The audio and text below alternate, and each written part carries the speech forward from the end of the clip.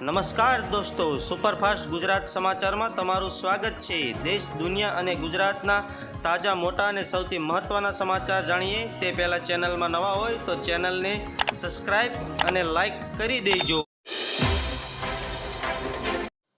નમસ્કાર મિત્રો, રાજ્યમાં આગામી દિવસોમાં વાતાવરણને લઈને મોટા અપડેટ સામે આવ્યા છે। વાત જાણે એમ છે કે રાજ્યમાં આગામી 5 દિવસ વાતાવરણ યથાવત રહેશે, તો તાપમાનમાં 1 થી 2 ડિગ્રીનો સામાન્ય ઘટાડો આગાહી કરાઈ છે। હવામાન વિભાગના વૈજ્ઞાનિક રામેશ્વર યાદવે અરબી સમુદ્રમાં ભેજના લીધે વાદળછાયું વાતાવરણ રહેવાની સંભાવના વ્યક્ત કરી છે। મહત્વનું છે કે ઉત્તર પશ્ચિમ ઉત્તર પવન ફૂંકાઈ રહ્યા છે, જેને લઈ હાલ અમુક વિસ્તારોમાં વાદળછાયું વાતાવરણ રહેશે। બીજા મહત્વ સમાચારની વાત કરીએ તો સ્પર્ધાત્મક પરીક્ષાની તૈયારી કરતા રાજ્યના યુવાનો માટે રાજ્ય સરકારે લોકરક્ષક વિવિધ સર્વાંગોનું સંયુક્ત સીધી ભરતીના પરીક્ષાના પદ્ધતિમાં સંપૂર્ણ ફેરફાર કર્યા છે। જે અંતર્ગત અગાઉ લોકરક્ષકની ભરતીમાં સામાન્ય કસોટી લેવામાં આવતી હતી, તેમાં દોડના ગુણ આપવામાં આવતા હતા, જેના બદલે હવે દોડના ગુણ નહીં આપવામાં આવે, નિયમ અનુસાર પાસ કરવાની રહેશે, તેના કોઈ ગુણ રહેશે નહીં। અગાઉ શારીરિક કસોટી ઉત્તીર્ણ થયેલા ઉમેદવારોને 2 કલાક અને 100 ગુણની એમસીક્યુ લેવામાં આવતી હતી, હવે તેના બદલે 200 ગુણનું અને 3 કલાકની ઓબ્જેક્ટિવ એમસીક્યુ પરીક્ષા લેવામાં આવશે। બીજા મહત્વ સમાચારની આગળ વાત કરી લે તો વિધાનસભા ખાતે ધોરણ 6 થી 12માં ગીતાના મૂલ્યનો અભ્યાસક્રમમાં સમાવિષ્ટ કરવાના સંકલ્પ રજૂ કરતા મંત્રીએ કહ્યું છે કે દરેક વાલીનું સપનું હોય છે કે પોતાનું બાળક સંસ્કારી બને, જીવન જીવવાની પદ્ધતિથી વાકેફ થાય, એ માટે સામાજિક ઉત્થાન અને સામાજિક જવાબદારીથી લાવ્યા છીએ। ભારતીય સંસ્કૃતિમાં યોગ આપણી આગવી ઓળખ છે, જેને યુનોએ પણ સ્વીકારીને વિશ્વ યોગ દિવસ ઉજવવાનો નિર્ણય કર્યો છે। એમ ભગવદ્ ગીતાના મૂલ્યો સમજીને યુનો દ્વારા ગીતા ડે ઉજવવાનો નિર્ણય કરશે એવો વિશ્વાસ તેમણે વ્યક્ત કર્યો હતો। બીજા સમાચારની આગળ વાત કરી લઈએ તો વિધાનસભા સત્ર ચાલી રહ્યું છે, જેમાં વિપક્ષ દ્વારા સરકારને વિવિધ સવાલો પણ કરવામાં આવી રહ્યા છે, જેમાં મહત્વપૂર્ણ વિગતો ધ્યાને આવી છે કે સરકારી અને બિનસરકારી માધ્યમિક અને ઉચ્ચતર માધ્યમિક શાળામાં શિક્ષકોની 13,013 જગ્યા ખાલી છે। વિધાનસભામાં કોંગ્રેસ પક્ષના નેતા અમિત ચાવડા પ્રશ્ન પર સરકારે જવાબ આપ્યો હતો કે સરકારી માધ્યમિક અને ઉચ્ચતર માધ્યમિક શાળામાં 2,344 શિક્ષકોની જગ્યાઓ ખાલી છે।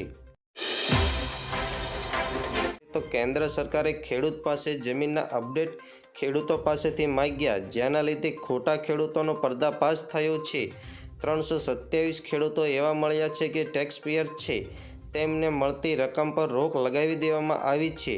હાલની વાત કરીએ તો ગત વર્ષ ઓગસ્ટથી નવેમ્બર મહિના સુધી કેન્દ્ર સરકારે 15મો હપ્તો જાહેર કર્યો છે, જેમાં 29,900 ખેડૂતોને જ રકમ આપવામાં આવી છે, બાકીના લોકોને અપ્રૂવ નથી મળી શક્યું। ક્રિકેટ સમાચારની વાત કરી લઈએ તો રાજકોટ ફરી એક વખત ક્રિકેટનો જંગ જામી રહ્યો છે, જેમાં રાજકોટના ખંડેરી સ્ટેડિયમ ખાતે ભારત અને ઇંગ્લેન્ડ વચ્ચે ટેસ્ટ શ્રેણી રમાવાની છે, જેને લઈને સૌરાષ્ટ્ર ક્રિકેટ એસોસિએશન દ્વારા તડામાર તૈયારીઓ કરવામાં આવી રહી છે।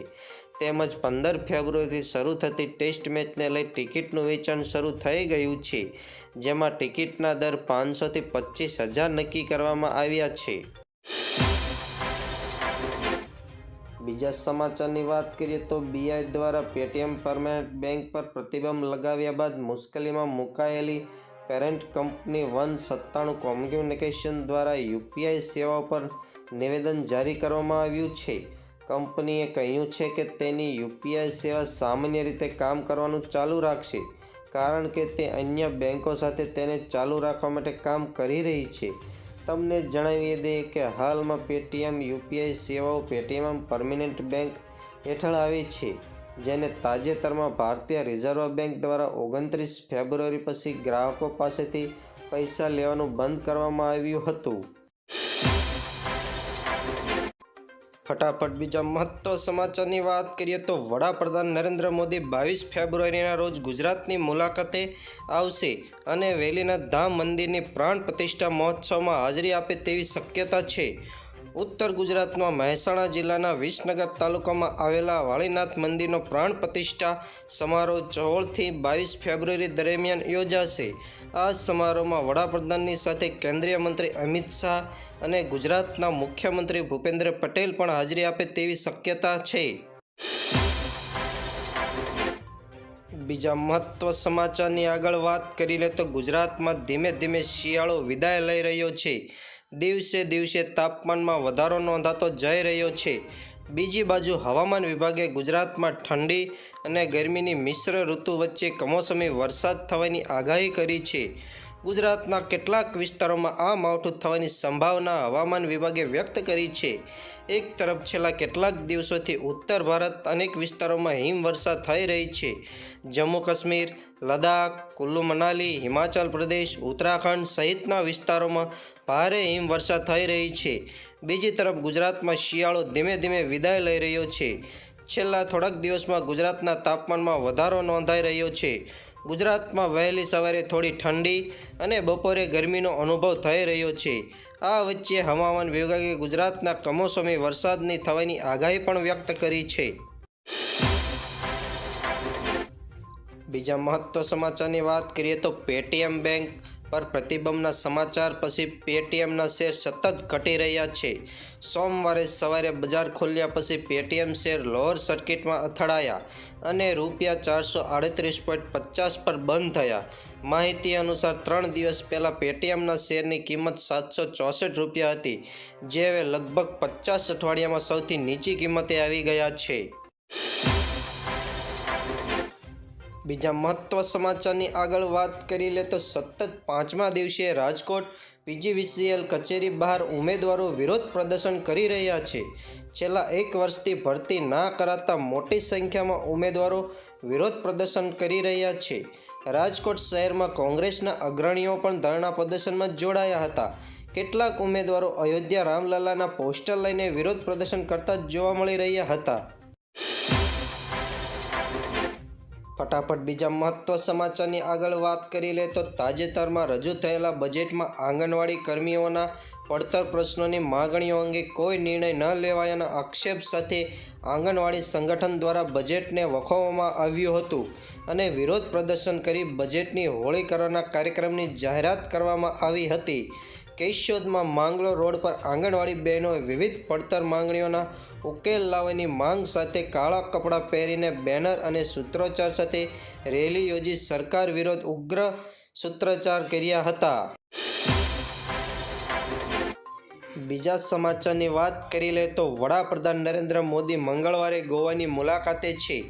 આ મુલાકાત દરમિયાન તેઓ ઓએનજીસી સર્વાઇવલ સેન્ટરનું ઉદ્ઘાટન કરશે. ઇન્ડિયા એનર્જી વીક 2024નું ઉદ્ઘાટન કરશે.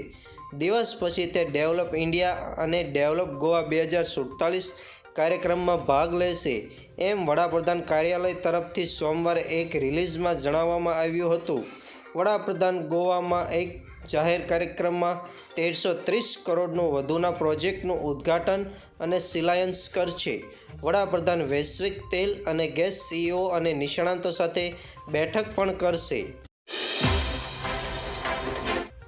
આગળ બીજા મહત્વ એવા સમાચારની વાત કરીએ તો ગગનયાન મિશન પહેલાં એક મોટા સમાચાર સામે આવ્યા છે.